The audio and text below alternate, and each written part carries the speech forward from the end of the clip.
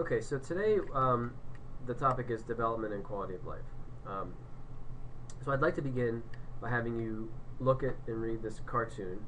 And there's a guy here on his deathbed, and he's saying, "I should have bought more crap." So go ahead and think about what that means with regards to today's themes. And I think the meaning is pretty obvious here. This is supposed to be funny because very few, if any, people sit on their deathbed and say, "Man, I wish I would have bought more stuff." There's actually research showing this, that the things that people regret at the end of their lives are not spending more time with family and friends, not spending more time doing the things that they love, and so forth. And so the point here is that, specifically with regards to the class and this topic, when you look at what really tends to provide what we would consider a high quality of life or a high level of development, very little of it has to do with the stuff that we buy. And that we'll address that in future lessons as well, but I think that's a good way to start. So the overarching questions really are: what is development? What's quality of life? What does it have to do with sustainability? What really makes life worth living? Like, what really fulfills people's lives? Like, what do you think helps provide a high quality of life? Also, very, very important is, how can we measure the level of development of countries? You read a lot about, or you'll see the term undeveloped, underdeveloped, developed, particularly with regards to countries. It's very common to see those words used, but what does it really mean? Like, how do we actually know whether or not a country is developed or not developed? And very importantly, how good is GDP measuring development? At measuring development. And most often, you see GDP referred to as the way to measure how well a country's doing, how developed are they. When I do this lesson in class, I have the students take this little online poll, and their answers pop up as they fill them in. And I have them answer this question: what things are necessary for a good quality of life? So I would like you to press pause and maybe jot a few things down. Like, what do you think is really necessary to have a good quality of life? Or you can take a mental list or whatever. And what I find interesting is that every time I do this exercise in class, probably 80 to 90% of the answers are things other than money. Okay, the good relationships, enough money, enough money to have food, or just having food on the table, having enough free time, having a job that I like, having food, clothing, and shelter, going places that I want to go to, and so forth. And what's interesting about this is that, for the most part, what people really want in their lives is not money per se, but often the things that money either can or cannot help you get. So money itself is not really that valuable. You can't do much with a couple of dollar bills or even a couple of $1,000 bills. But what you can do is you can get things that you really want, that really help enhance the quality of life. And I know it may seem kind of, we're splitting hairs here, like, well, it's not money, but it's what money can buy. But the point is that it's not that money itself isn't really what provides the quality of life. It's the things that you can get from money. And a lot of things, you think of good personal relationships, good marriages, even a good government, things like that, they don't even require a lot of money. Okay? So the point here is to think about the usefulness of using GDP to measure development, because GDP is absolutely the main way that people tend to measure how well developed a country is.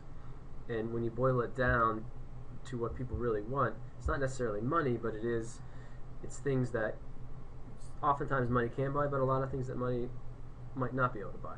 Okay? So I want you to think about it as we go through the lesson today. So the first part, we're going to listen to a speech from RFK. So RFK being Robert F. Kennedy. And when you're watching this video, I want you to think about, is GDP growth good for development? And also, is development good for GDP? And to provide a little bit of context here, so this is Robert F. Kennedy, is from a speech in 1968. So RFK is the brother of JFK, John F. Kennedy, the President of the United States, starting 1960 or 61, and he was a major political figure at the time. He almost certainly would have become President of the United States had he not been assassinated in 1968. So the point here is that this is a major political candidate, probably the President of the United States. And I want you to think about the position that he held at the time, and to hear how sort of critical he is about GDP or GNP in this case. So let's go ahead and watch the video, and I want you to think about what he's really saying about how valuable GDP or GNP is with regards to development.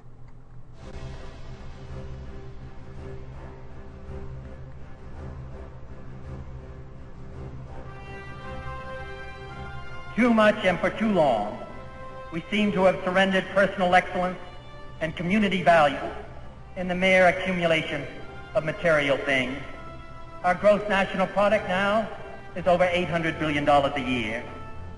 But that gross national product, if we judge the United States of America by that gross national product counts air pollution and cigarette advertising and ambulances to clear our highways of carnage. It counts special locks for our doors and the jails for the people who break them. It counts the destruction of the redwoods and the loss of our natural wonder in chaotic sprawl. It counts napalm, and it counts nuclear warheads and armored cars for the police to fight the riots in our cities. It counts Whitman's rifles and Speck's knife, and the television programs which glorify violence in order to sell toys to our children. Yet the gross national product does not allow for the health of our children, the quality of their education, or the joy of their play. It does not include the beauty of our poetry, or the strength of our marriages, the intelligence of our public debate, or the integrity of our public officials. It measures neither our wit nor our courage, neither our wisdom nor our learning, neither our compassion nor our devotion to our country. It measures everything in short, except that which makes life worthwhile. And it can tell us everything about America, except why we are proud that we are American.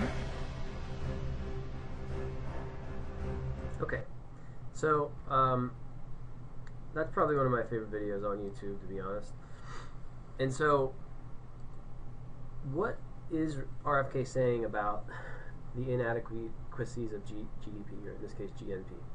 And what does it have to do with sustainability? So, the sort of key points here are twofold, really. One, there are many things that are good for GDP but are bad for development or bad for quality of life. So he mentions a bunch of things in there.